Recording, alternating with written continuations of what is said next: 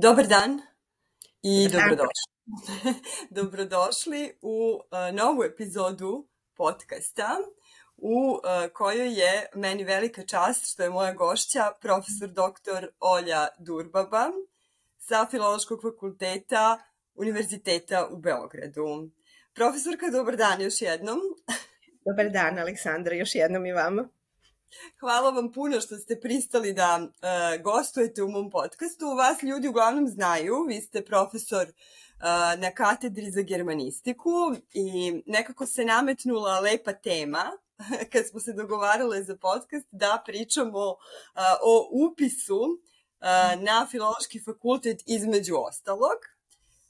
Pa eto, možete da mi kažete kakva je situacija i upis još u toku. Najprije još jednom hvala na pozivu, zaista mi je velika čast. Pratim šta radite i pratim vaše razgovore sa mojim uvaženim i dragim kolegama i koleginicama. Mislim da je to veoma značajno i da radite jedan važan, pionirski važan posao. A što se tiče vašeg pitanja, da, upis je u toku. Danas i sutra su još neki administrativni koraci neophodni. Mislim da upis počinje od srede. Filološki fakultet je, kao što ste verovatno pratili, i u štampi se dosta govorilo o tome, ove godine imao, nažalost, rekordno nizak broj, mali broj prijava, pogotovo za grupe za srpski jezik i književnost, odnosno srpsku književnost i srpski jezik. Mi imamo tri programa, 3 studijska programa na tim nacionalnim katedrama. Nije nešto mnogo bolja situacija, nažalost, ni na našem programu za inostrane filologije, to je onaj takozvani JKK, studijski objedinjeni studijski program, jezik, književnost, komunikacija. Tako da smo naravno na izvestan način svi razočarani. S druge strane, to možda i nije potpuno neočekivano, jedan trend koji se nekima činio da se zaustavlja, međutim nije zaustavljen i verovatno će se, ukoliko se nešto drastično ne promeni, se nastaviti i u narednim godinama. Vas verovatno interesuje neka interpretacija, jel, pošto... Pa, evo, zaista onako godinama čitamo u novinama, baš se spekuliše o tome upis na baš nekako Filološki fakultet bude na udaru. Ja nekako, da, nije to prijetno čitati, a opet zanimljivo je kao fenomen u nekako kontekstu današnjeg vremena. Pa eto, u štampi se često govori o tome kako je to zato što je Filološki fakultet, baš često čujem, zaostao pod znacima navoda u nekom vremenu ili je ne znam šta već loše, tako svašta se piše, svašta se spekuliše, pa sam ja htela da malo čisto porazgovaramo o tome. Ja se sećam da je Filološki fakultet oduvek bio jedan od elitnijih fakulteta pod znacima navoda, mada je i sam taj, kako da kažem, naziv elitni fakultet malo diskutabilan, ali sećam se da je u vreme kad sam ga ja upisivala, to je 2005. godine, recimo na katedrama za srpski jezik, književnost bilo, recimo konkretno za srpski jezik je bilo 120 studenta primano, a sad vidim da je na sva 3 ta studijska programa manji broj prijavljenih od toga. I sad eto možemo da počnemo sa tim, dakle, kako vi lično možda vidite razloge, je li to problem vremena, pošto danas su popularne stvari koje su popularne i one nemaju puno veze sa filologijom, nešto se sve vrti oko marketinga, oko biznisa, oko nekih stvari koje donose, oko zabave i eto u tom smislu mi je zanimljivo da razgovaramo danas na ovu temu. Dakle, kako vi lično vidite pitanje filologije danas, eto možemo tako da kažemo? Pa mislim da kao i svaki složeni problem se sigurno može posmatrati na više ravni. Ja ću se poslužiti onom uobičajenom podelom opšte, posebno i pojedinačno, i sigurna sam da na svakom od ta 3 nivoa možemo tražiti uzroke ovakvog stanja, a verujem da nema rešenja bez posmatranja svakog od ova 3 nivoa i bez traganja za, dakle, kompleksni faktori i veći broj faktora traži da se na suštinski način, možda drugačije nego do sada, pozabavimo problematikom. Što se tiče ovog opšteg nivoa, potpuno je jasno, dakle, to su stvari koje nemaju veze sa samom filologijom, pa ni sa filološkim fakultetom. To su stvari opšte društvenog karaktera. Najpre moramo imati u vidu tu rđavu demografsku situaciju, dakle da mi već sada imamo značajno manji broj učenika u generaciji. Do skora su generacije prvaka brojale preko 70-75 hiljada, sada je to nešto manje od 60 hiljada, odnosno nešto malo više od 60 hiljada učenika po generaciji. Dok oni prođu 12 godina školovanja, dok se neki, nažalost, i to se mora reći, mi kao zemlja i dalje imamo veliki broj učenika koji ne završe osnovno obrazovanje, ne završe još 3 ili 4 godine srednjoškolskog obrazovanja i dalje imamo taj relativno velik broj učenika koji ne dođe do mature, time naravno ni ne ostvari mogućnost za upis na univerzitete. I inače spomenuli ste reč da elitni, ja je izbegavam zato što imam utisak da se ona danas koristi u jednom materialističkom smislu za koji ne želim da ga povezujem sa rečju elita. Ako uopšte bih koristila taj izraz, onda bih zaista rekla da smatram da studenti treba da budu intelektualna elita jedne zemlje i da, kao što je i u svim strateškim dokumentima i navedeno, da treba pokušavati zapravo da što je moguće više đaka dođe do studija, da imamo što je moguće veći obuhvat dece visokoškolskim obrazovanjem.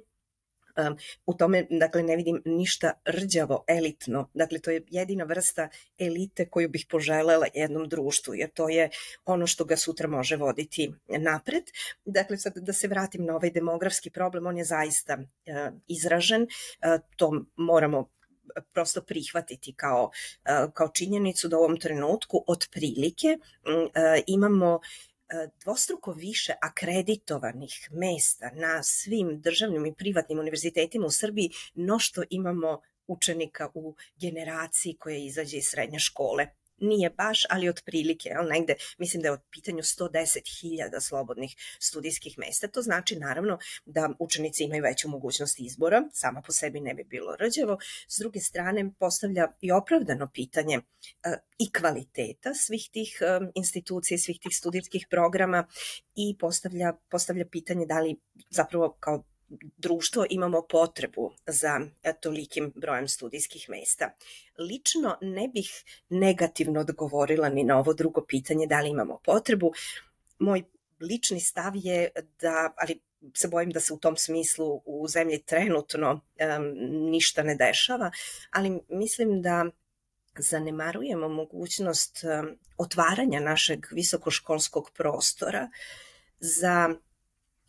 za druge. Dakle, i za one koji ne žive u Srbiji, i za one koji bi možda rado studirali u Srbiji ili pak studirali na neki način online uz ponudu naših studijskih programa za neke od njih mislim da zaista mogu da se nose i sa dobrim studijskim programima u Evropi ili u svetu. Tako da mislim da bi možda jedan od razvojnih momenata srpskog obrazovnog visokoškolskog sistema mogao biti i taj otvaranje ovog sistema za studente iz inostranstva. To naravno nosi sa sobom neku drugu vrstu problema, možemo se, ili pripreme, možemo se dotaći i toga. Ali u svakom slučaju, dakle, ne bih izbegla da razmatram ovaj demografski problem kao jedan od mogućih uzročnika ovih niskih upisnih brojeva. Drugi je svakako vezan za doba u kojem živimo, za doba u kojem, i vi ste to sami spomenuli, dakle ono je sklono brzim rešenjima, dakle stvarima koje imaju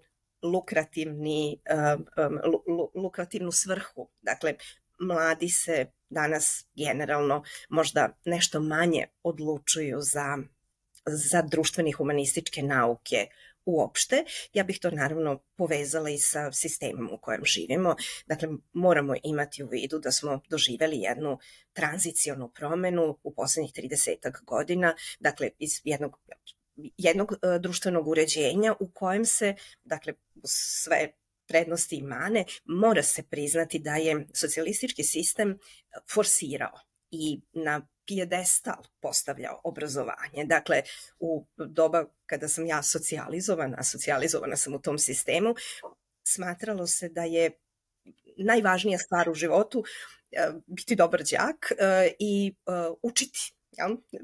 Bilo i tih parola, učiti, samo učiti i tako dalje. Mi smo prosto i generacijski imali cilj da što je moguće više naučimo, što je moguće više škola završimo. Kod nas se obrazovanje visoko cenilo i dan danas kada imamo godišnjice mature, mi zapravo komentarišemo koliko smo kao generacija doživjeli jednu enormnu promenu. Danas nije imperativ biti visoko obrazovan, izgubilo se i poverenje u diplomu kao takvu. Dakle, to je opet jedan od faktora, taj takozvani kredencijalizam koji se danas spominje. Dakle, ta potreba da se ima samo neka ćaga, što bi se rekli, ali neki papir o nečemu, a ne zna se šta je iza toga sadržaj tog papira. Dakle, višak forme, a manjak suštine, tako bih nazvala taj deo društvenog problema. Dakle, doživjeli smo jednu promenu, ušli u novi sistem uređenja koji ima svoja pravila. U kapitalističkom sistemu je naravno jedna od suštinskih vrednosti novac.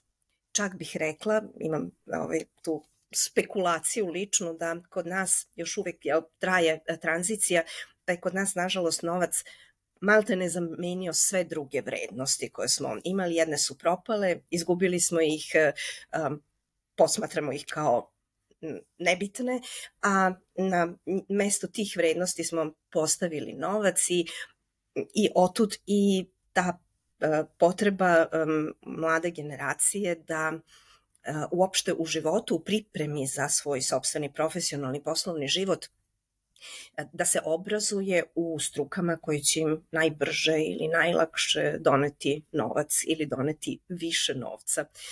Tako da je to, da kažem, sad prelazimo već na ovaj segment posebnog, dakle, društvene i humanističke nauke jesu u krizi, u tom smislu što one ne isporučuju dovoljno brzo na tržište, pod znacima navoda, na tržište rada, ili one koji su u stanju da zarade brzi novac i da zarade veliku količinu novca. Dakle, postavlja se često pitanje uopšte šta će nam društvene i humanističke nauke u današnje doba. Ja lično mislim da je to pitanje koje uopšte ne zaslužuje odgovor, ono ne zaslužuje da bude postavljeno kao tako. Mislim da ako izgubimo taj okvir, kao i onaj okvir humanističkog obrazovanja uopšte, ali ako izgubimo ovaj okvir, onda se postavlja pitanje čemu uopšte ljudska vrsta kao tako, onda nas zaista može zameniti svaka veštačka inteligencija i verovatno biti uspešnija od nas u svemu.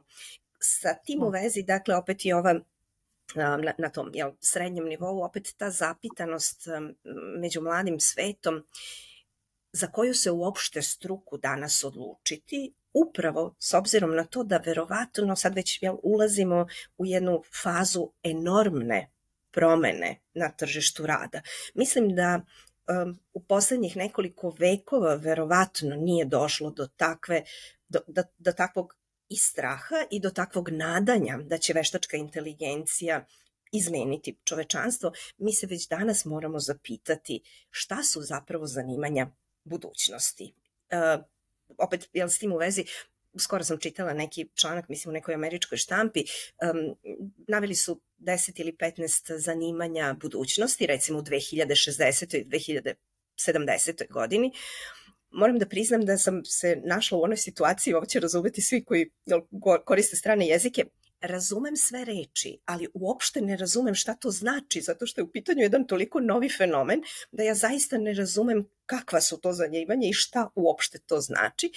Svojim studentima koji se vrlo često pitaju čemu obrazovanje za nastavnika stranog jezika, pošto se ja time bavim, obrazujem nastavnike nemačkog jezika kao stranog, kažem i studentima nekad, jedina 2 zanimanja na toj listi koja nisu imala veze sa veštačkom inteligencijom, robotima, kiborzima i tako dalje, i nisu bila iz tehničke oblasti, su bila, sad ovo prvo je psihoterapeut, to možda nije baš mnogo dobar znak, jer govori da će nam biti potrebna ta vrsta podrške. Naravno, ona je potpuno i legitimna i opravdana i važna, ali samo nagoveštavam, psihoterapeuti će dobijati na značaju i poslednje zanimanje jeste zanimanje nastavnika. Tako da možda ima nade za ovo zanimanje i dalje se nalazim u onom domenu onom nivou posebnog, možda ima nade za tu našu struku, dakle nastavničku, prosvetarsku, pod dakle uslovom da shvatimo i promenjenu potrebu u školovanju, dakle da shvatimo da nastavnik ne može apsolutno više očekivati da će biti, da mu je jedina funkcija prenosioca znanja. U tom smislu nadvladaće nas svaka veštačka inteligencija, dakle Google ima mnogo više znanja no što posjedujemo svi mi zajedno, pa i mi koji obrazujemo nastavnike. Učenici mogu jednim ili pomoću 2 klika saznati sve o onome što ih zanima informativno, dakle gubimo na jednoj strani, na toj strani posrednika informacija, ali mnogo više dobijamo na drugoj strani. Dakle, mislim da treba jačati ulogu nastavnika u segmentu koji se tiče socijalne strane našeg zanimanja, dakle u segmentu koji se tiče nekih obrazovnih zadataka i obrazovno-vaspitnih zadataka koje ranije nismo imali, koje su možda ranije bolje, uspešnije obavljali roditelji. Danas moramo preuzeti i deo tih zadataka. Nekad roditelji nažalost ne uspevaju tim svojim roditeljskim obavezama i zadacima i konačno mislim da ćemo biti potrebni deci kao sagovornici, kao neko ko ih prati u tom, to je naravno bilo i do sad tako, ali se nekako podrazumevalo. Mislim da će u vremenu koje dolazi ta vrsta zadatka možda biti i ključna. I sad s tim u vezi da dođem do onog segmenta pojedinačnog, a to se odnosi na ono što ste me pitali. Zašto Filološki fakultet konkretno ima tako dramatičan pad, doživljava to već nekoliko godina, ove godine zaista intenzivno, pad zainteresovanosti budućih kandidata za prijemne ispite budućih studenta.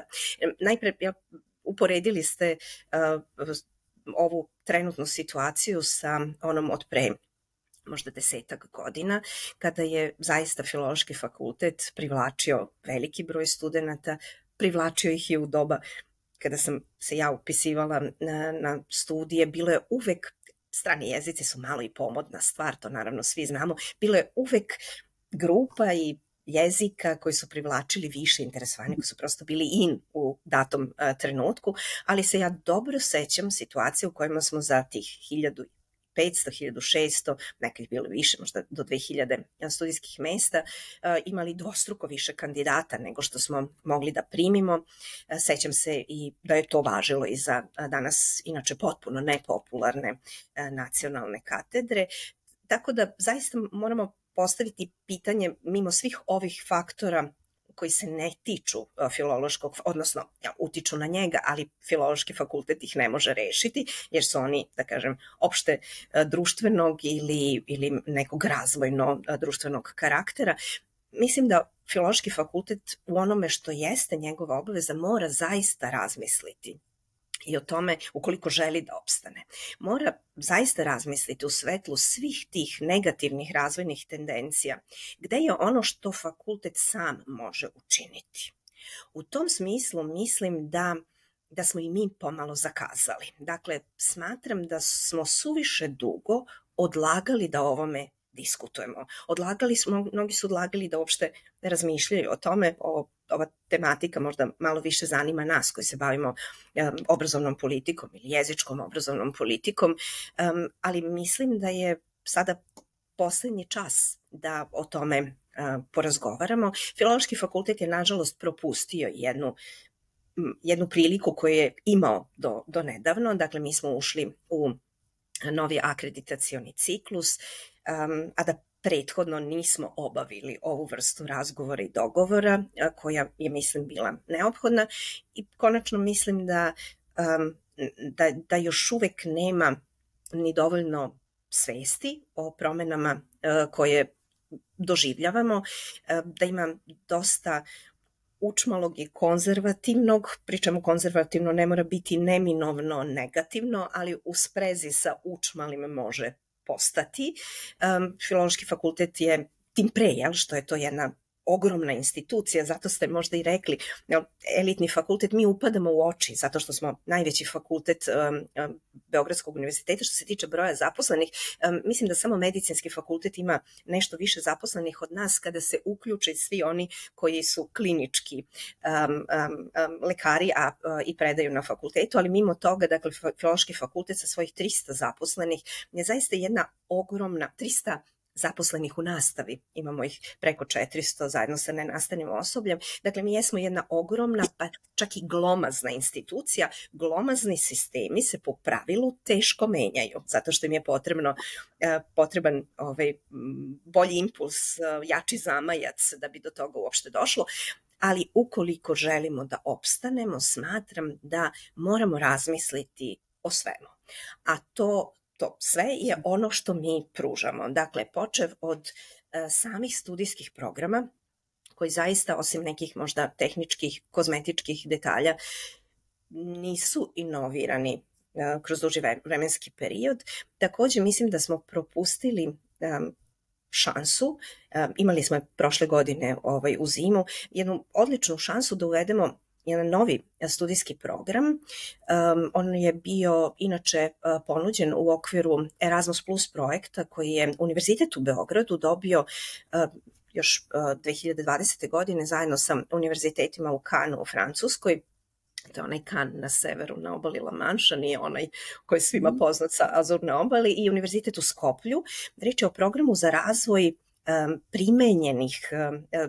studija primenjenih stranih jezika, koji predstavlja zapravo jednu kombinaciju filološkog obrazovanja sa akcentom na razvoju jezičkih kompetencija, pre svega i kompetencija komunikacije na najmanje dva, po mogućnosti i potrebi 3 strane jezika za svrhe upotrebe u profesionalnom životu. Dakle, to je neka kombinacija stranih jezika i komunikologije, osnova poslovanja, marketinga, menadžmenta, logistike, raznih vrsta ekonomskih i pravnih saznanja u nekoj, moram priznati, malo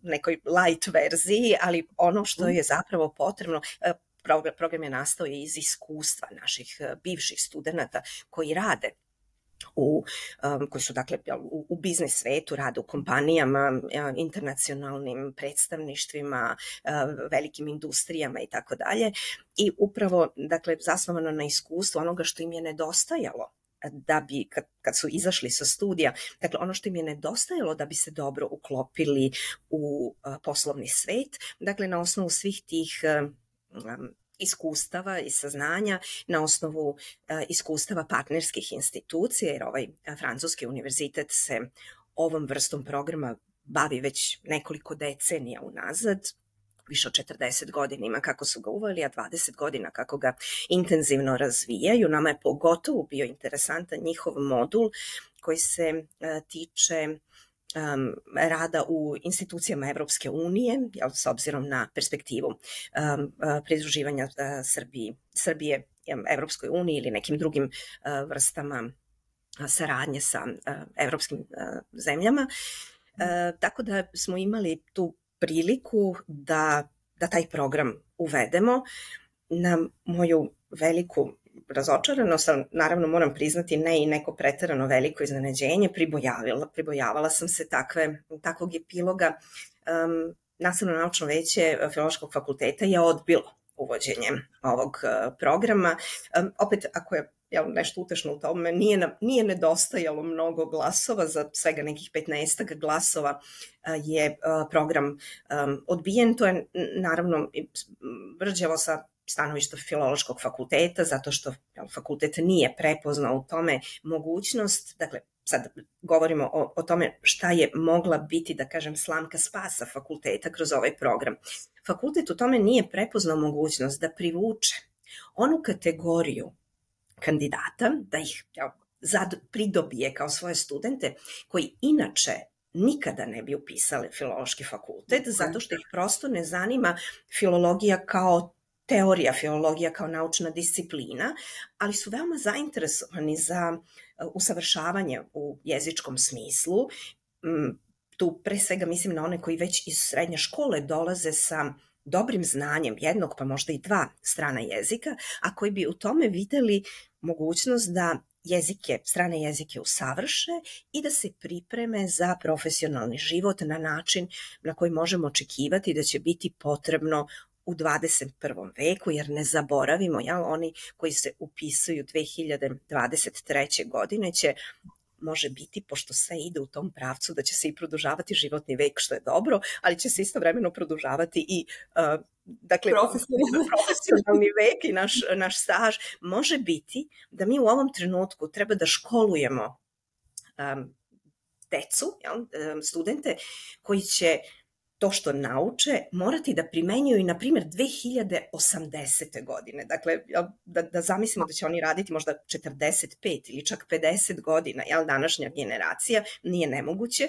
Naprotiv, neki futurolozi to smatraju apsolutno neminovnim. Dakle, mi već danas moramo razmišljati o tome šta će se desiti na ulasku u 22. vek praktično. To će biti generacija koja će svoj radni vek završavati maltene na kraju 21. veka. Tu neće pomoći nastavne metode i nastavni sadržaj iz 19. veka. Pri čemu pod sadržajima ne podrazumevam ništa negativno. Naprotiv, ja mislim da su filološki sadržaji izrazito važni, ali da ih je još važnije uključiti u današnje i obrazovne agende i u današnji svet mladog čoveka. Tako je, da ih je potrebno kontekstualizovati, što se kaže, staviti u, da. Tako je. Tako da, eto, vidim dakle, u ovom problemu koji nije svež i koji će biti samo još kompleksniji, vidim jedino rešenje da se pomalo poradi na svakom od segmenata gde je to moguće, u društvenom smislu malo naravno osvežavanja čitave konstrukcije društveno-humanističkih nauka, a od Filološkog fakulteta bih očekivala da se ozbiljno pozabavi onim što je njegov zadatak. Do sad smo zatvarali oči pred činjenicom da je studenata sve manje i manje. Ako želimo dobro svojoj instituciji, ako želimo dobro svojim studentima, ako želimo dobro upravo toj nauci koju predstavljamo, onda o ovome moramo razmišljati, jer kao što znamo i sami i inače iz života, o tome svedoči kompletno ljudsko iskustvo. Dakle, ako ne želimo da rešimo neki problem, lako ćemo naći izgovor, tako da se i mi možemo pozvati na razne ove prethodno navedene faktore, ali ako želimo da problem rešimo, onda zaista moramo da potražimo uzrok problema i u nama samima i da pokušamo da ga na tom mestu rešavamo. Mnogo vam hvala, baš je onako odgovor sveobuhvatan i ja ću se samo osvrnuti na nekoliko stvari koje ste vi rekli od početka.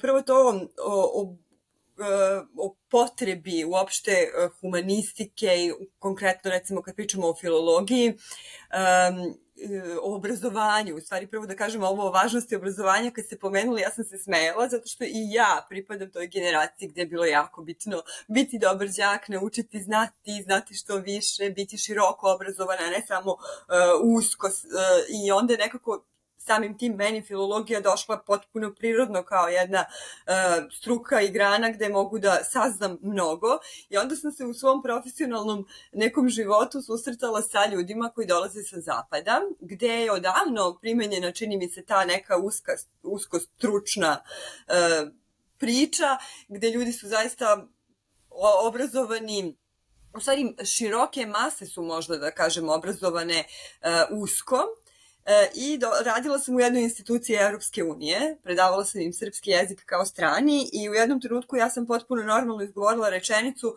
kao odlučili smo, pa sam rekla alea jacta est, gde je mene jedan onako visoki predstavnik Evropske unije pogledao kao da ne razume šta pričam i nije ni razumeo. I ja sam sad opet nisam razumela šta on ne razume, dok ja nisam shvatila u jednom trenutku da apsolutno ne razume latinsku sentencu.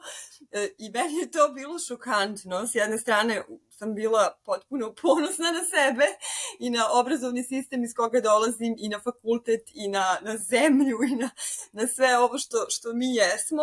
I bilo mi je smešno, razmišljala sam onako narodski rečeno kao da, vi ste ovde došli nas da prosvećujete, a ne znate u stvari šta znači alea jacta est, to je jako meni bilo zanimljivo, gde sam shvatila koliko u stvari važno, koliko to jeste jedna znanje moć, koliko jeste onako, ako ništa drugo da se dobro osjetite u društvu, što se kaže, ali naravno mnogo više od toga, ali u ovom nekom kontekstu kome ja pričam, meni je to bilo bukvalno šokantno, da neko iz Evropske unije ne zna šta to znači, što znači samo da oni tamo imaju drugačije sisteme obrazovanja i nekih možda čak i vrednosti drugačijih od nas. Ne bi to da li je to dobro ili loše. A s druge strane, opet radeći tako sa nekim drugim, recimo predstavnicima iz biznisa, dakle, direktorima kompanija kojima sam opet predavala srpski, stekla sam utisak da, jeste njima bitan novac i ne bi ga se odrekli nikada, ali svoju decu šalju na vrlo konzervativne programe, u vrlo stroge škole. Oni mene često pitaju, raspituju se recimo o programima i uvek se odlučuju za neke škole za koje znam da drže do sistema, recimo poput britanskih škola koje ovde postoje i tako dalje. Dakle, ne šalju svoju decu na neke, na primjer, moram da priznam da izbjegavaju recimo američku školu, to im zvuči onako vrlo kao nećemo tamo i tako dalje, odnosno internacionalno, nije američko, nego je to neka, ne mogu sad da se setim u trenutku kako se zove, ali internacionalna neka škola u koju idu ta deca i dosta njih su vrlo skeptični prema tome šta će ta deca da nauče tamo, tako da sam zaključila da i tekako vrednuju obrazovanje u tom jednom širokom smislu. Što me dovodi do zaključka da će zapravo biti veoma bitno puno znati uvek i da će elita, ta neka manja grupa ljudi koja će možda odlučivati o budućnosti država ili budućnosti sveta i civilizacije, mislim nikada to nije jedan pojedinac ili baš toliko mala grupa, ali hoću da kažem uvek su neke grupe vodeće, uvek neke grupe odlučuju o nečemu. Mislim da će to uvek biti ljudi koji imaju humanistička znanja, a da će se ove neke struke, pa ne znam kako da kažem, ali možda biti u poziciji radne snage, eto, da tako kažem, u jednom malo negativnim smislu, ako me razumete. Mislim da ste apsolutno u pravu i ova rečenica je ključna. Znanje jeste moć. Bilo je i ranije, bit će sigurno i u dobu koje dolazi. Jedino se postavlja pitanje, ko će uopšte imati priliku da dođe do znanja i verujem da mnogi čak i svoju decu navode na pogrešne životne izbore. Sigurna sam da je pogrešan životni izbor onaj koji ne odgovara samom pojedincu, nego je nametnut, došao sa strane, bilo da su uticali roditelji, društvo, vršnjačko okruženje ili bilo šta drugo, ili možda čak neki marketing koji je bio u tom trenutku dovoljno jak. Dakle, sad pitanje je upravo tih životnih odluka.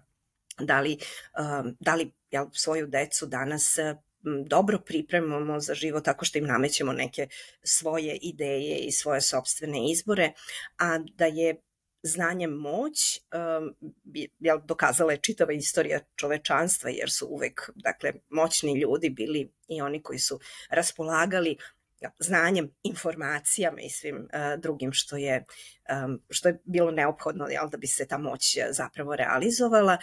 I ostaje i ono pitanje da li će i u kojoj meri društva budućnosti uopšte biti zainteresovana da tu moć šire na način koji sam objasnila u prvom delu razgovora, dakle da smatram da je za svaku zajednicu važno da ima što je moguće širi krug obrazovanog stanovništva, ili će kako neki futurolozi, nažalost pesimistično, a možda i realistično prognoziraju, možda će upravo se desiti ovo čemu vi govorite, da jaz zapravo postane mnogo veći nego što je to već danas slučaj u kapitalističkom sistemu u kojem živimo i uopšte u ovom okviru današnjice. Dakle, da će postojati jedna elita moćnih i da će najveći deo ostalih zadataka obavljati možda mašine umesto nas, ili će biti potrebno možda imati još neki deo neobrazovanog stanovništva za aktivnosti koje su automatizovane, mehanicističke, za koje nije potrebna nikakva refleksija, ni lična, ni društvena. To je naravno vrlo pesimistični scenario u kojem onda više ni društva kao takva neće biti zainteresovana zapravo za sopstveno stanovništvo. Dakle, neće biti zainteresovana ni da ulažu u obrazovanje, u školski sistem, ni da ulažu u zdravstvo i slične elemente za koje je država danas nadležna i za koje deli sredstva. To bi u krajnjoj liniji moglo dovesti do ostvarivanja onih, sad ne znam da li su, ja bih svakako to nazvala crnim slutnjama futurologa, da je zapravo Zemlja prenaseljena planeta i da se sve ovo isto što imamo danas može pokriti i mnogo manjim brojem radne snage, ergo manji broj radne snage, manji broj stanovnika. Da ukoliko ne ulažete, to je ta vrsta crne futurističke logike. Ukoliko ne ulažete u školstvo i zdravstvo, vi time praktično osuđujete svoje stanovništvo na kratak životni vek, na nemogućnost dalje reprodukcije stanovništva i tako dalje. To je, dakle, ono što futurolozi predviđaju. Možda to se može razviti i u nešto pozitivno, da oni koji ostanu i preostanu darvinistički predstavljaju jedan jak segment čovečanstva, ali ja u svakom slučaju vidim veliku opasnost od toga da recimo obrazovanje postane u budućnosti privilegija jednog stanovništva. Dakle, ukoliko se to desi, onda su pali u vodu svi humanistički ideali kojima je čovečanstvo težilo kroz milenijume praktično. Razvoj čovečanstva jeste praktično ono što mi danas imamo i doživljavamo, je nešto što smo ostvarili upravo zahvaljujući znanju. Dakle, kad pogledate ljudsko društvo u celini, vidjet ćete da sve iste konflikte koje je društvo moglo imati pre 8000 godina ili pak u doba dok je čovek još bio deo životinjskog sveta ili više deo prirode, sve te konflikte imate i dalje. Ljudi se i dalje bore za prevlast, ljudi i dalje ubijaju jedni druge i tako dalje. Sve to negativno što smo imali kao deo prirode i deo tih procesa vezanih za opstanak i egzistenciju, sve to imate i danas, naravno u mnogo blažoj formi. Ali ono što predstavlja zapravo signal za enorman razvitak čovečanstva, to je zapravo posledica nauke.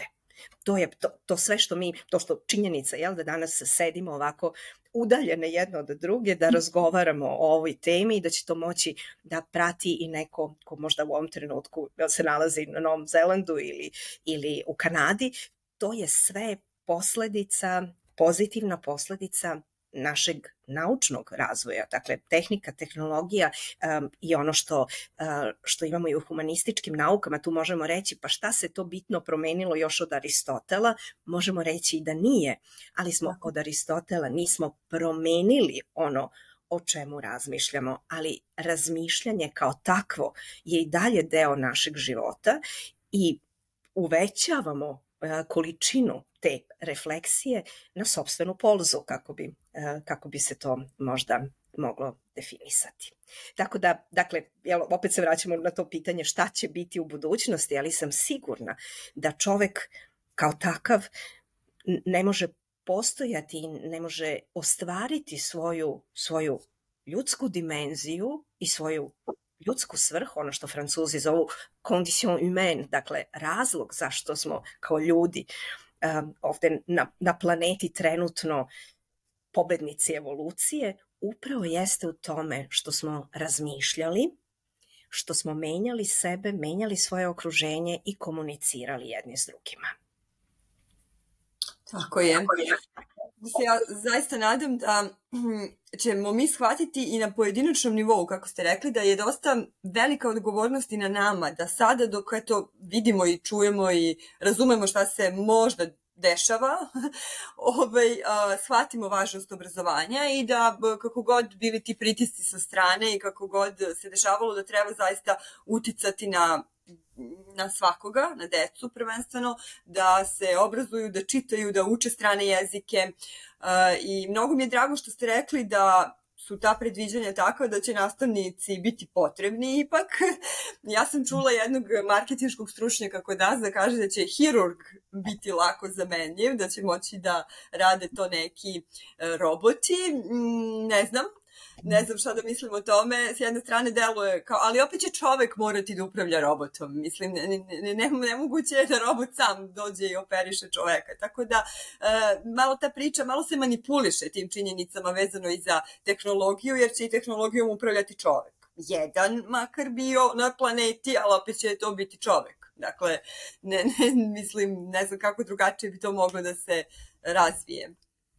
Futurolozi čak i to dovode u pitanje, može biti da će nas veštačka inteligencija i u tom smislu prevazići, ali verujem da ste u pravu kada kažete da koliko god informacija mi usadili u neke mehanizme, u neku veštačku inteligenciju i tako dalje, opet smo mi ti koji prvo nude informacije, stvaraju algoritme, tako je, stvaraju te programe i u krajnjoj liniji, dakle, ih koriste za ono što smo naumili. Čitala sam i ja to što govorite, dakle, i zamislivo mi je da neku operaciju može izvesti mašina. Kada futurolozi govore o tome, oni pre svega ističu činjenicu da je čovek pravi greške. To znamo svi, ko radi taj i greši, imamo i poslovicu koja o tome svedoči i smatraju da će glavna prednost veštačke inteligencije i svih tih mašina, automata i tako dalje biti upravo u tome što će svesti mogućnost greške na najmanju moguću meru i da će to zapravo biti, greška može nastati ukoliko se pokvari sistem, ali sistem onda promenite, a čovekove greške su prosto izazvane prirodom čovekovom kao takvom. Evo, recimo mislim da je Harari o tome pisao u nekoj od svojih knjiga.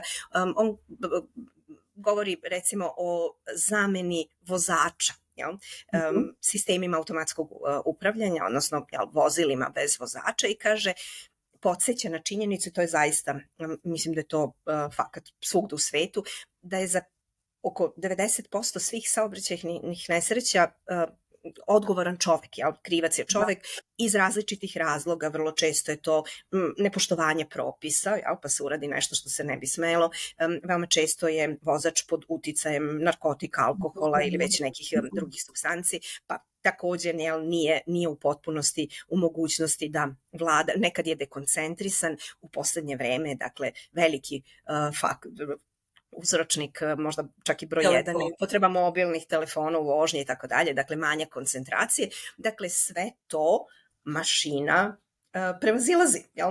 Mašina se, jel, neće se napiti, neće se naduvati, jel? Vodit će računa o propisima jer je prosto tako algoritamski napravljena, tako da, dakle, je vrlo moguće da će u svim domenima u kojima treba isključiti mogućnost ljudske greške, da će se tu možda mašine pokazati pouzdanijim od nas. S druge strane, dakle, opet dolazimo sad do ovog pitanja socijalnih zanimanja. Kad kažem socijalni, ja po tim podrazumevam tu reč u najopštem smislu. Dakle, sva zanimanja u kojima ljudi dolaze u kontakt s ljudima. I u tom smislu, dakle ne mislim na inače pažnje dostojno zanimanje socijalnih radnika. I to je takođe jedno od zanimanja, ali ovim podrazumevam, dakle, na primer, našu struku, nastavničku struku, tu je tu mogućnost greške, dakle, nije primarna stvar, greške će se dešavati, ali mašina nije nešto što može zameniti ljudski kontakt, može zameniti toplinu koju nastavnik pruža učeniku, tu vrstu podrške u njegovom odrastanju i kada se osvrne svako od nas unazad, a moram reći da i nauka to potvrđuje, ja sam u ovom trenutku trenutno mentor 70. master tezi i recimo da je bar polovina ovih radova istraživala odnos nastavnik-učenik i svaki je dokazao i pokazao nastavnik je faktor broj 1 za svaku vrstu motivacije učenika za određeni predmet, za određenu struku, za određenu aktivnost i tako dalje. Dakle, i dalje verujem da kada odstranimo sve druge elemente, možemo reći stalnu potrebu za reformisanjem obrazovnog sistema, ja to inače ne bih zvala reformom, nazvala bih je razvojem, jer se zaista taj sistem neprestano mora korak po korak usavršavati. Dakle, kada sve odstranimo i dobre ili rđave nastavne programe, dobre ili rđave udžbenike, dobru ili rđavu tehničku opremljenost škole ili dobru ili rđavu administrativnu strukturu, ostaje nastavnik kao glavni faktor i glavni element koji učenika vodi kroz taj njegov obrazovni proces. U tom smislu bih nastavnika zaista sačuvala za budućnost i razmišljala veoma o tome kako se ovaj poziv, koji je sada, mislim, po svim parametrima i pokazateljima i merljivim i nemerljivim i onih koje možemo kvantifikovati i one koje duboko osjećamo, nastavnički poziv je u ovom trenutku, rekla bih, na najnižim granama od kako je poziva.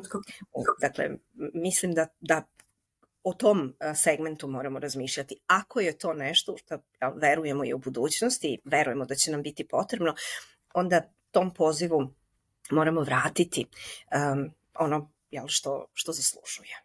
Dostojanstvo. Ja se slažem, meni potpuno ima logike da su psihoterapeuti i nastavnici potrebni u budućnosti upravo zbog tog ljudskog kontakta. Ja samo znam koliko veliki uticaj su na mene imali moji nastavnici, pa ja uvek kažem skoro podjednako kao i roditelji. Uopšte ih ne bih razdvojila, ne bih mogla da kažem da su moji roditelji više uticali na mene od nastavnika. Ja se i dan danas sa njima čujem. Neki od njih su sada već u svojim 80. godinama jer su već i bili pred kraj svog radnog veka kad sam ja došla, ali uticaj njihovi, to koliko se ja sećam njihovih rečenica i koliko se sećam načina rada, načina vaspitanja, uopšte ne mogu da isključim koliko bi moj život i moja ličnost bila siromašnija da ih nije bilo, baš takvi kakvi jesu. A ja sada kad se nađem u ulozi nastavnika vidim da i današnja deca koja su odsečena dosta pa i od roditelja, jedni od drugih i sami od sebe, vrlo često imaju potrebu da se povere, da kažu da imaju neki problem, da su se zaljubili, da ih neko maltretira i tako dalje, šta god, iako su neki mali, vrlo, tako da ne, zaista to je nemoguće, nemoguće da nestane. Ali ono što bi se samo vratila na deo kada ste pomenuli modernizaciju Filološkog fakulteta i taj program koji nije usvojen, ja moram da kažem da mi je jako žao, Zbog toga i nisam znala za tu informaciju, ali ja spadam i mnoge moje kolege spadaju u tu kategoriju ljudi koji obožavaju filološki fakultet i koji ja nikada ne bih ni jedan drugi upisala i dan danas, ali sam morala sama da se edukujem u oblastima koje su mi potrebne za trenutni život koji imam, a to su dakle marketing, copywriting, ne znam, biznis i tako dalje. Ja čak imam i program koji privatno nudim kolegama da ih obučim za savremeni svet. Mislim, obučim zvuči onako pretencionalno, da im pomognem da uđu u te tokove, da bolje žive, da bolje zarađuju, da sebi otvore više perspektiva, jer je uvek bolje imati više perspektiva nego samo jednu. I vidim da je velika potreba za tim i da filološki fakultet stvarno mora da shvati da ako to ne uradi on, radit će to ljudi sami. I onda ćemo učiti, ne znam, jezik je isto tako u privatnim školama i obrazovat ćemo se isto tako. Mislim, nemam ništa protiv, ja prva imam privatnu školu za srpski, ali hoću da kažem, znači, da je vrlo bitno tu negde shvatiti da će to neko uraditi. Definitivno, ako neće filološki, neko hoće. I ne mora da bude privatno Srbin, neki čovek, mislim, stanovnik Republike Srbije, nego može da bude i neka strana, može da bude neki strani univerzitet, a to sigurno nije u interesu ničijem, ja bih rekla. Apsolutno ste u pravu, dakle mislim da je neka vrsta uključivanja u savremene tokove i to, dakle u tokove gde je filologija i dalje neophodna, da je to zapravo obaveza filološkog fakulteta, o tome sam malo čas i govorila i sad ste me podsjetili kad ste rekli trebalo je to uraditi, ja stalno se vraćam na jednu kinesku poslovicu otprilike koju sad parafraziram, ne citiram, na pitanje koji je najbolji trenutak da se zasadi drvo. Kaže ta kineska poslovica, najbolji trenutak je bio juče ili pre 20 godina, svejedno. A drugi najbolji trenutak je danas. Znači, drugim rečima, propustili smo, verujem da smo propustili jednu, to je samo bio jedan mogući primer, ja sam i neke druge inicijative pokretala na fakultetu, znaju, ali su one naravno ostale samo u domenu mojih ličnih razmišljanja, spekulacije i tako nekih kolegijalnih razgovora, diskusija. Smatrala sam da, pričamo naravno, izrazito poštujem i to je zaista hvale dostojan podatak i mi se svi hvalimo time, ali kad smo negde u inostranstvu ističemo to kao posebnost našeg fakulteta, dakle ovaj broj stranih jezika koje mi nudimo, u ovom trenutku mislim da ih je 36, kad god kažem neki tačan broj, ispostavi se da smo dobili još neki jezik, tako da, dakle, 36 stranih jezika možete učiti na filološkom fakultetu, polovinu možete studirati kao glavne predmete, polovinu kao neke pomoćne oblasti, dakle, to je jedinstveno, to je, dakle, jedna institucija koja ima i svoju plemenitu tradiciju i baštini, zaista neka od najvećih dostignuća i srpske humanistike uopšte i srpske filološke nauke. Tako da ponosim se time, ali istovremeno je to, moramo dovesti u kontekst današnjeg doba. Dakle, činjenica da mi imamo toliko jezika i toliko malih grupa, nažalost u današnje doba košta. Ja bih voljela da to nije faktor koji igra ulogu. Još uvek smo kao budžetska institucija sigurni da ćemo i nadalje dobijati neka sredstva, ali to ni izdaleka nije dovoljno ni u današnje doba, ni za budući razvoj. Dakle, u tom smislu mislim da je upravo zbog strukture, zbog konstitucije našeg fakulteta neophodno da uradimo nešto što bi i tim malim studijskim grupama, malim programima kao što je mađarski, češki, ukrajinski i tako dalje, obezbedilo sigurnu budućnost. Istovremeno, dakle, vidimo jedan pad interesovanja za srpski jezik i književnost, pa i te grupe imaju problem. Ja sam još pre jedno 15 godina predlagala da porazmislimo, da ponovo ponudimo onima koji to žele. Dakle, studentima koji smatraju da to mogu ili bi željeli da sebi otvore tu dvostruku mogućnost, da ponovo ponudimo dvopredmetne studije. Mi smo ih ukinuli davno, ja igrom slučaja pripadam poslednjoj generaciji koja je imala tu mogućnost. Ja sam inače studirala nemački i francuski kao dva glavna predmeta, dakle oba sam mogla da studiram u to doba. Tako da mislim da bi to bio za neke male jezike bio takođe jedan izlaz.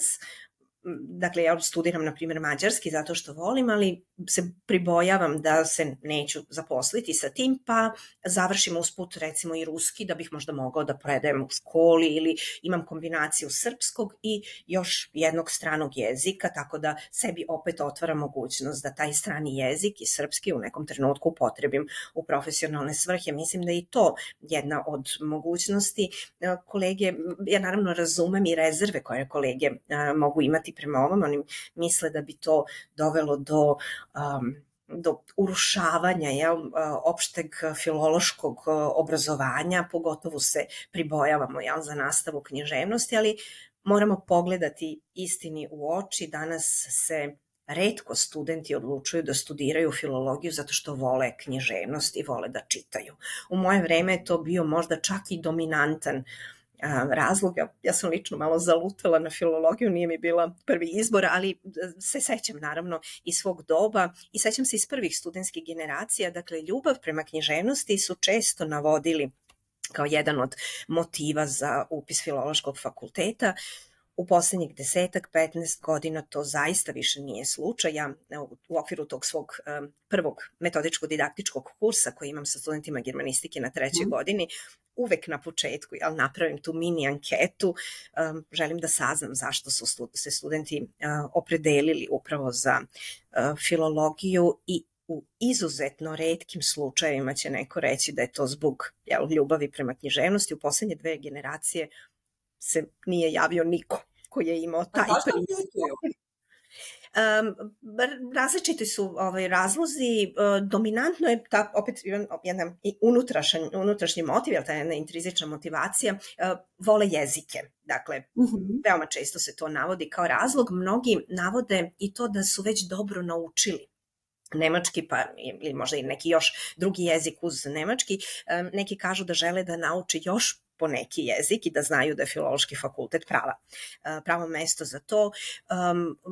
Veoma često čujem i taj razlog da prosto nisu imali neke konkretne sklonosti, pa onda računaju da je strani jezik neka vrsta zanata. Ja to nekad takođe šaljevo odobravam i kažem jeste, to jeste zanat, jer kao što je vodoinstalater može biti siguran da će se nekom pokvariti česma pa će ga zvati da popravi, tako i mi možemo biti sigurni da će nekom zatrebati nekad neki prevod, neki privatni čas stranog jezika i da to jeste neka vrsta zanatskog umeća.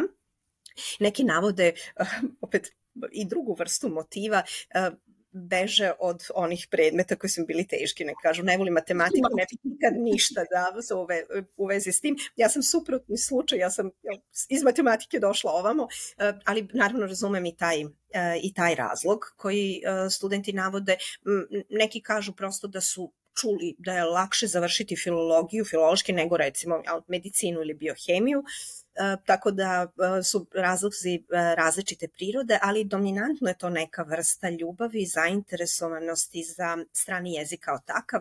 Kao što rekoh, pojedinci navode i ljubav prema književnosti, ali se to u poslednje vreme zaista ekstremno retko navodi kao primarni faktor. U tom smislu, kao zaljubljenik u knjigu i kao neko ko ne bi mogao da zamisli dan bez knjige, ali opet u bilo kojoj formi, volim onu štampanu formu, ali isto tako čitam sa Kindla, tako da, dakle, svejedno je koja je forma, svejedno je koji medij, ali je važna pisana reč, za mene lično, za veliki broj ljudi u mom okruženju.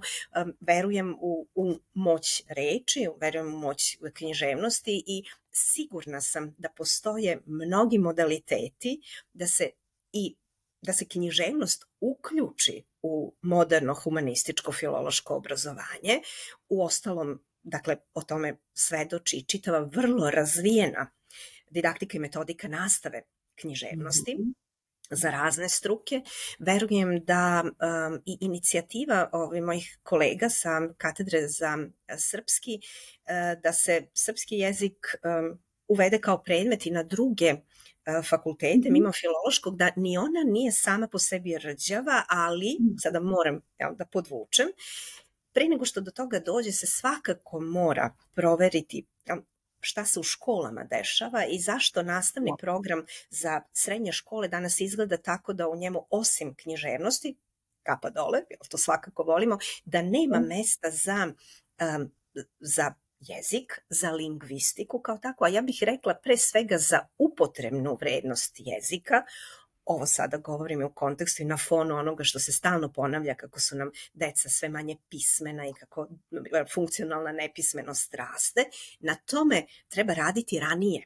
Kasno je kada se dođe u zrele godine, kasno je na fakultetu, dakle opismenjujemo i motivišemo za čitanje i pisanje od malih nogu. Inače, studije pokazuju, sad ćete ovo možda zvučati i malo čudno, ali studije pokazuju da se čitalačka navika formira još u doba, predškolsko doba. Sad možete reći kakva čitalačka navika kada deca ne znaju da čitaju. Čak tome pomaže vrtić u smislu da se deci čita naglas, da se deca upoznaju sa onim slikovnicama, sa tom formom knjige kao takve, sa čak, ne podržava mnogo, ali čak i plastična knjiga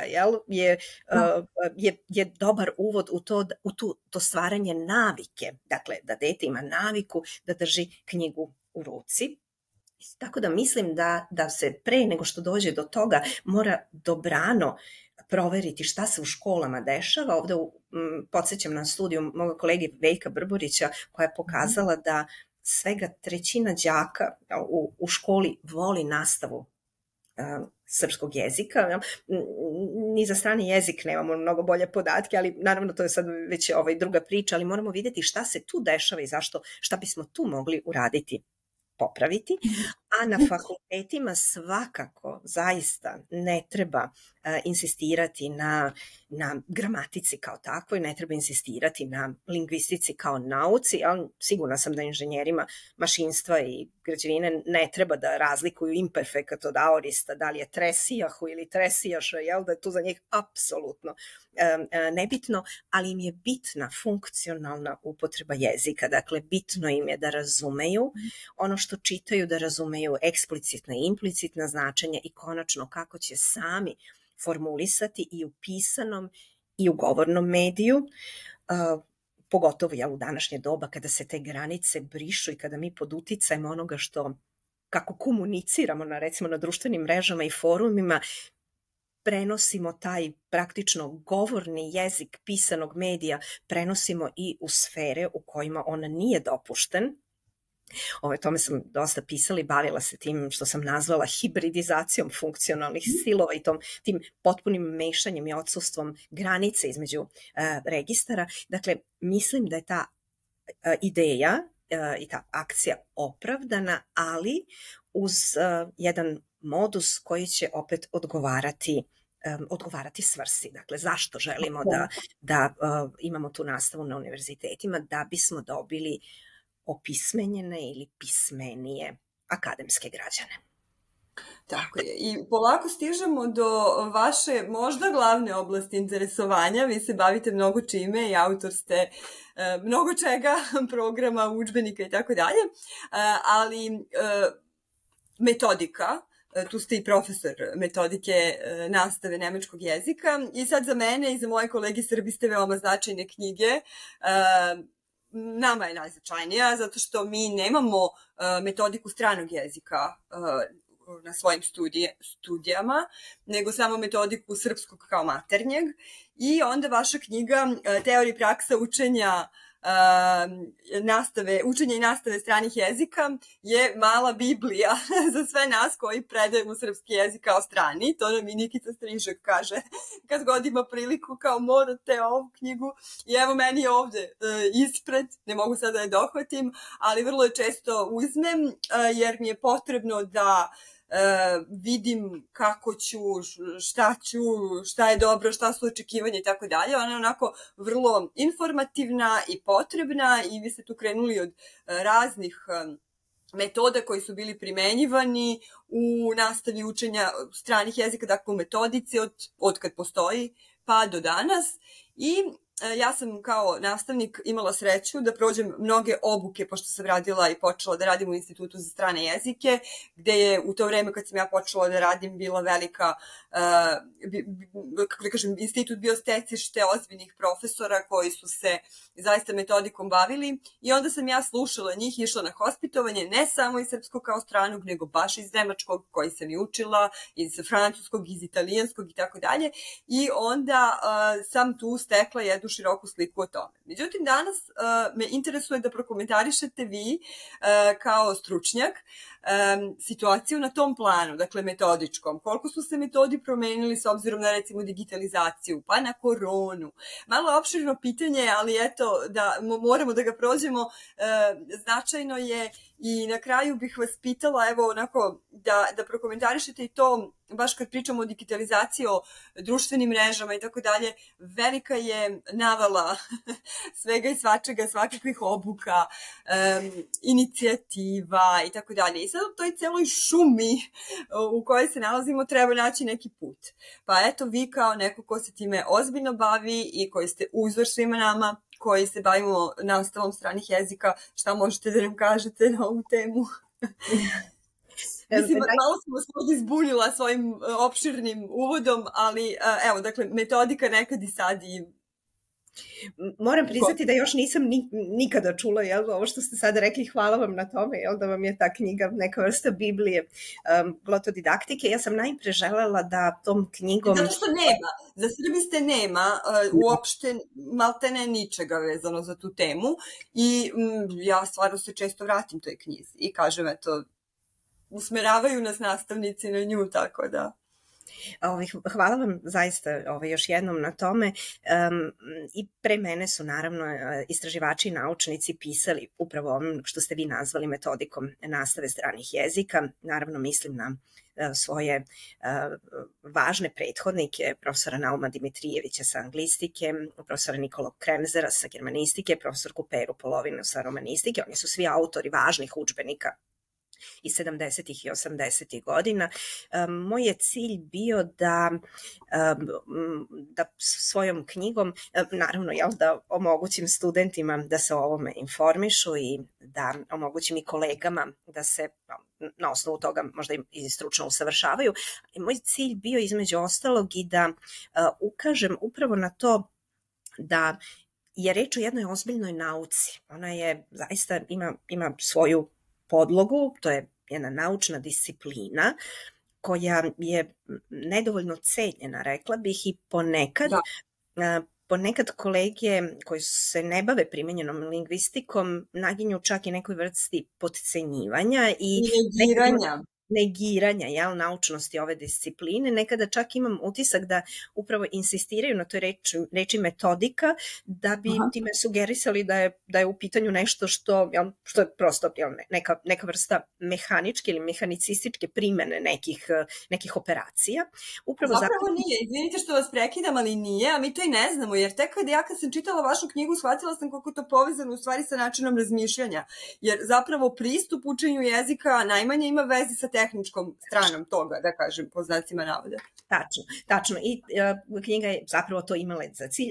Odlično što ste ovo rekli, znači da sam ostvarila svoj cilj, čim vi ovako to dobro interpretirate. Ja u uvodu govorim upravo o tome koliko je signal da to do sada nismo posmatrali kao nauku, jeste i činjenica da ne znamo čak ni kako da je zovemo. Ako nije metodika ili kako ja ponekad kažem didaktika i metodika, da ne zaboravimo ovaj didaktički aspekt, ako nije, šta je onda? Predložila sam u uvodu knjige 2 termina i vidim da sada kolege koje pišu o ovoj našoj nauci uglavnom koriste onaj za koji sam se ja u tom trenutku založila. Dakle, lingvodidaktika ili glotodidaktika jeste ta naučna disciplina koja istražuje sve procese i metode i tehnike, nastave i učenja stranih jezika, zato mislim da je važno da o tome govorimo kao lingvodidaktici, to je uglavnom u slovenskim jezicima termin, ili glotodidaktici. Dakle, to je bio jedan od razloga zašto sam pristupila pisanju knjige. Sad ovo što me pitate, kakve su promene nastupile i pogotovo u ovoj eri digitalizacije, to je nešto što nedostaje. Za drugu podcast epizodu.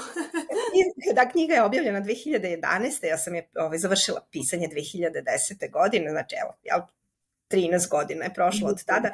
I evo, Aleksandra, da ekskluziva za vas, radim na drugom izdanju, za sada prikupljam materijal, bit će značajno izmenjeno i u njega ću uvrstiti i neke oblasti o kojima iz različitih razloga nisam pisala u svojoj knjizi. Jedna od tih oblasti jeste svakako i ova koju vi spominjete, prosto u tom trenutku nije bilo još mnogo aktualno. Spominje se i ta mogućnost online učenja, ali nije imala tu dimenziju koju ona ima danas. Dakle, to je, da kažem, jedan razvojni pomak.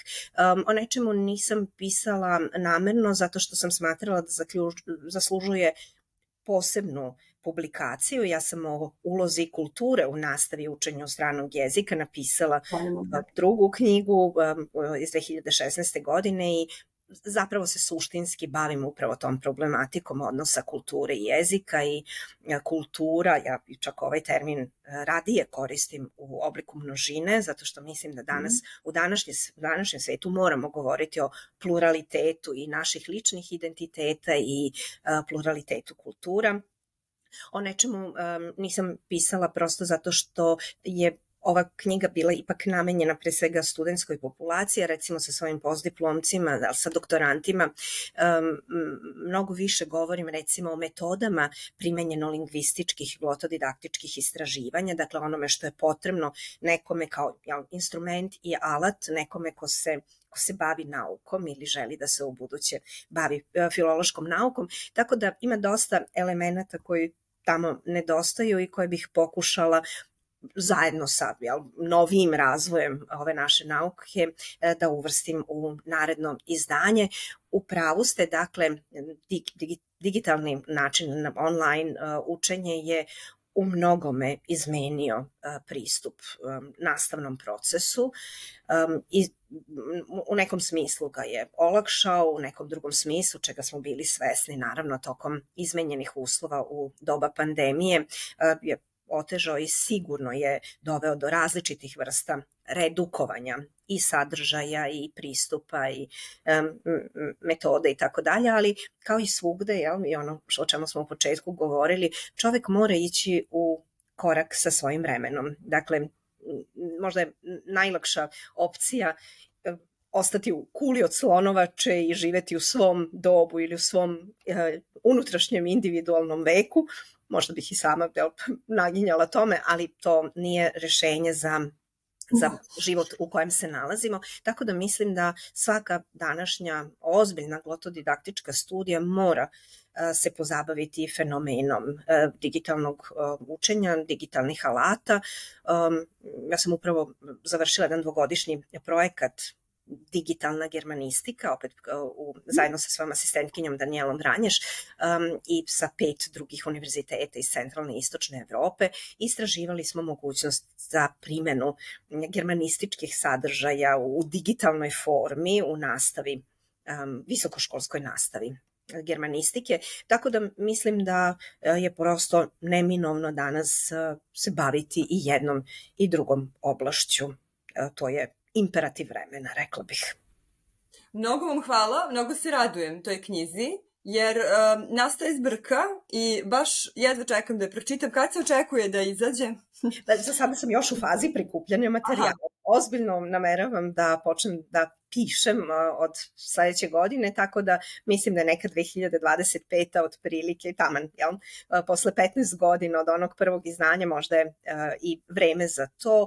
Mi uvek kažemo da sve čime radimo, ali ti nastavni materijali imaju svoje takozvano vreme poluraspada.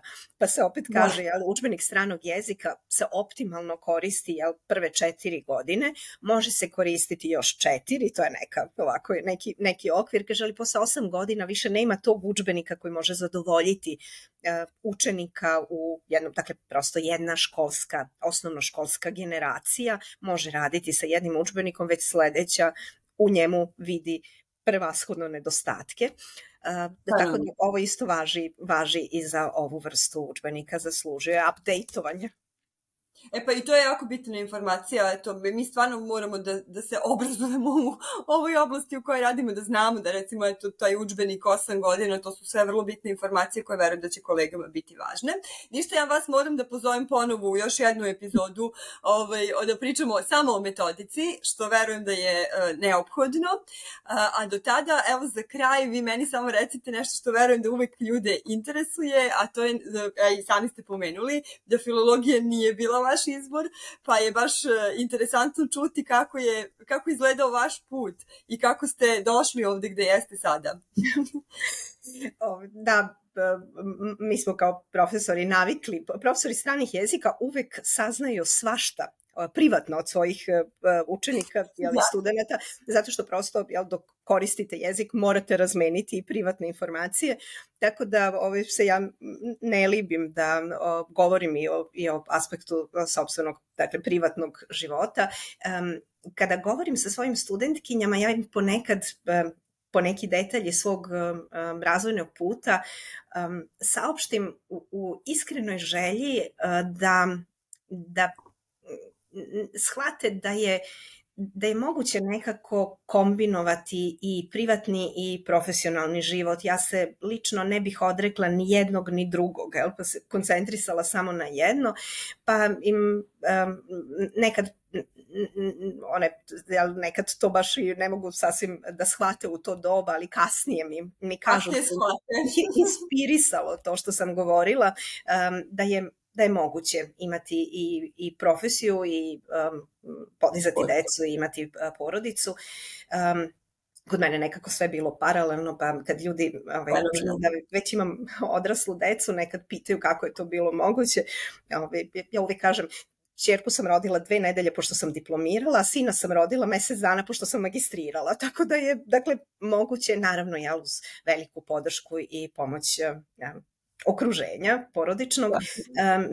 Mislim da to treba prosto imati na umu, da ništa nije nemoguće kad čovek želi. Verujem da može sve. A što se tiče mojih izbora, zaista u školi sam imala 2 omiljena predmeta, matematiku i fizičko. Fizičko naravno je sasvim jasno zašto, a matematika je za mene prosto carica nauka. I dan danas mi smo bili u nekom takozvanom usmerenom obrazovanju. Ja sam se već u 2. razredu srednje škole opredelila za taj neki, tako se zvao, prirodno-naučni smer koji je imao intenzivnu nastavu prirodnih nauka i matematike i zaista me to jedino zanimalo. Sad kad je trebalo odlučivati o budućem pozivu, moji su, možda danas zvuči banalno, i često me pitaju studentkinje, kako ste mogli da jednostavno prihvatite tako neku sugestiju. Meni se ona učinila u tom trenutku logičnom. Imam izrazitu kratkovidost, pa su moji roditelji rekli, kako ćeš sa tim tolikim minusom ići na matematiku ili bilo šta što ima veze sa tim. Vidiš da ti dobro idu ti jezici. Ja sam već u osnovnoj i srednjoj školi 3 jezika počela da učim i to je išlo zaista relativno spontano.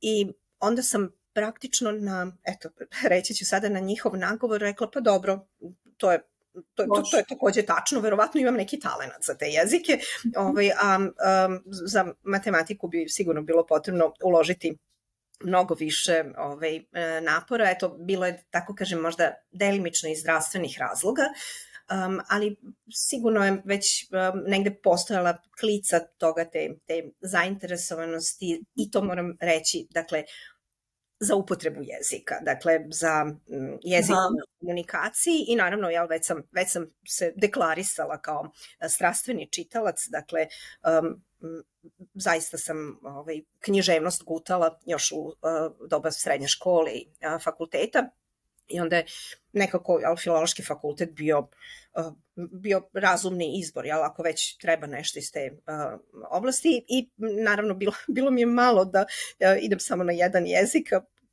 onda sam se opredelila na za ovu kombinaciju jezika, prosto da bih malo unela dinamike u svoj život. Evo već sam rekla, teško mogu da radim samo jednu stvar, uvek radim paralelno više stvari i na kraju krajeva mislim da je to ispalo nekako dobro.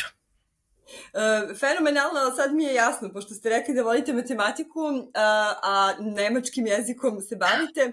Meni je nemački jezik, ja kad sam ga počela učiti, on je meni bio kao matematika. To mi je bio glavni ovako neki osjećaj i ja volim da kažem da mi je nemački jezik bio kao psihoterapija u smislu relaksacije mozga. Zato što on ima ta pravila koja meni mnogo prijaju kod jezika i zato recimo engleski mi je totalno nije moj jezik, dok nemački bukvalno obožavam, samo zbog toga što je tako jasan i precizan i vrlo me podsjeća na matematiku, tako da mi je logično, mislim možda nema veze to sa vama, ali mi je potpuno jasno kako ste ukombinovali ljubav prema matematici i konkretno nemačkom jeziku. Ja verujem da ima tu nečega, jel, to je sad ovako jedna impresija, mislim da je malo naučno teško dokazivo, ali takođe verujem da zbog strukture i zbog pravilnosti jezičke, čak i kada postoje izuzeci u nemačkom jeziku i izuzeci podležu svojim pravilima, tako da mislim da i uočavam da osobe sa razvijenijim tim matematičkim faktorom inteligencije takođe imaju i bolju sklonost kao učenju i usvajanju nemačkog jezika. Što se ovog tiče, što ste i sami rekli da vam to bilo omiljeno, ja se često malo i šaljivo, moram reći, a malo i iz razloga marketinških ili kao reklama za jezik koji predajem, pozivam se na jednu temeljnu i sveobuhvatnu i longitudinalnu studiju profesorke Klaudije Rimer sa Univerziteta u Bielefeldu. Ona je istraživala naime faktore koji motivišu đake i studente širom sveta da se opredele za nemački jezik, dakle za učenje nemačkog jezika u situaciji izbora. Dakle, kada mogu da biram zašto izaberem nemački jezik i između ostalog, dakle, osim onog faktora broj 1, a on je lukrativne prirode, dakle vidimo svugde u svetu je taj faktor dominantan, sa nemačkim ipak mogu nešto da ostvarim u životu. Faktor broj 2 jeste, i to je vrlo interesantno, studenti i đaci smatraju vladanje nemačkim jezikom kao dokaz naročite inteligencije. Tako mogu da savladam nemački jezik, to sigurno znači da imam bolje moždane vijuge i da one bolje funkcionišu, tako da je to jedan zanimljiv uvid, jedan zanimljiv faktor koji se spominje. Goethe institut je, ja to i studentima često govorim, pre jedno 10 ili 15 godina, sada sam već zaboravila, imao neku kampanju, reklamnu kampanju za učenje nemačkog jezika i sad ovo će biti na nemačkom, ali mislim da će razumeti skoro svi koji znaju engleski. Kampanja je imala svoj slogan koji je glasio English ist ein Muss, Deutsch ist ein Plus. Dakle, engleski moramo znati, prosto, to je u današnjem svetu sastavni deo svih kompetencija, a nemački jezik nam dođe kao plus i to je otprilike nešto što i naše studije potvrđuju. Dakle, za veliki broj onih koji se opredele za učenje nemačkog jezika, to zaista jeste faktor za koji veruju da će im i u profesionalnom i u privatnom domenu značiti nešto u životu. Apsolutno. Evo, čak sam ga ja učila iz ljubavi i nekog tako interesovanja. Nisam se nešto mnogo nadala da će mi biti potreban, ali jeste. Tako da, eto. Profesorka, mnogo vam hvala. Razgovor je bio divan i mnogo, zaista sam vam zahvalna, verujem da će ljudi uživati u ovome, što će imati prilike da čuju. Ozbiljna sam po pitanju još jedne epizode u nekoj budućnosti vezano za metodiku, zato što stvarno su nam potrebni takvi razgovori. Hvala vam i vidimo se. Hvala i vama na podsticajnim pitanjima koje su me navela da se malo raspričam i evo potvrđujem, dakle obećavam javno da ću se ponovo sresti sa vama i da ćemo razgovarati o onome što vas zanima. Dogovoreno, hvala vam. Hvala i vama, zdravo.